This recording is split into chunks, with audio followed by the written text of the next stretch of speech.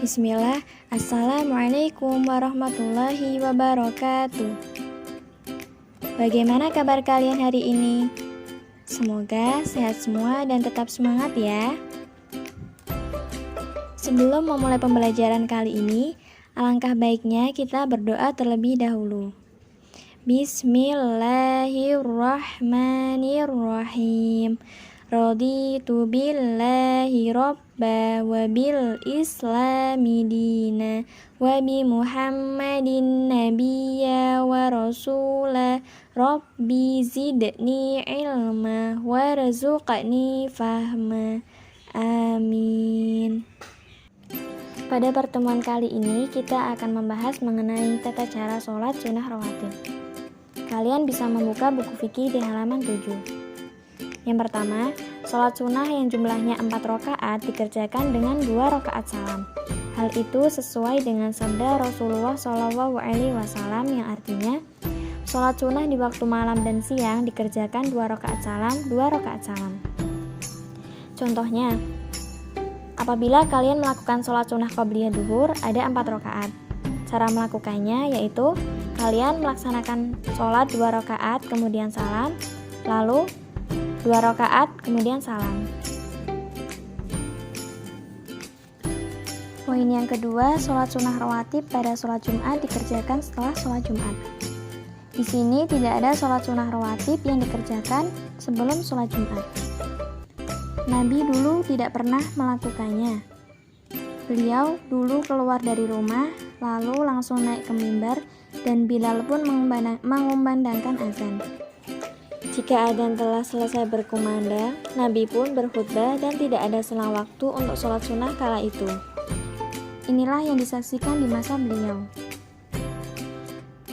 Jadi ketika kita masuk masjid, jika kita bukan imam, maka lakukanlah sholat tahiyatul masjid dan boleh menambah sholat sunnah 2 rakaat tanpa dibatasi.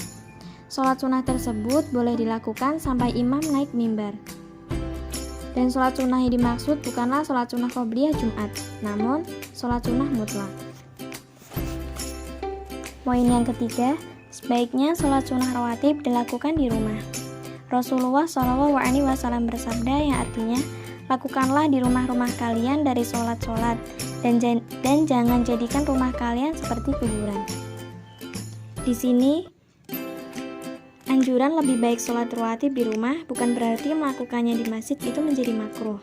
Hanya saja bertolak belakang dengan yang lebih dianjurkannya syariat. Dan jika melakukannya di rumah itu lebih dianjurkan, maka sudah pasti pahalanya lebih banyak dan besar.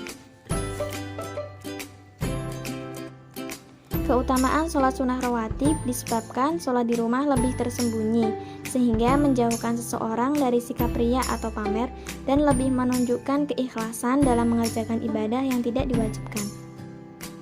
Selain itu, disunahkannya sholat rawatib di rumah juga untuk menghidupkan rumah dengan cahaya ilahi, sebab rumah yang tidak pernah atau jarang dilakukan sholat di dalamnya diibaratkan seperti kuburan. Poin keempat, waktu sholat sunnah rawatib yaitu, yang pertama, sholat rawatib qobliyah dimulai dari masuknya waktu sholat fardu hingga sholat fardu dikerjakan. Misalnya, ketika kalian mau sholat sunnah qobliyah duhur, kalian boleh melakukan mulai dari matahari tergelincir atau condong ke arah barat, batasannya sampai sholat fardu dikerjakan.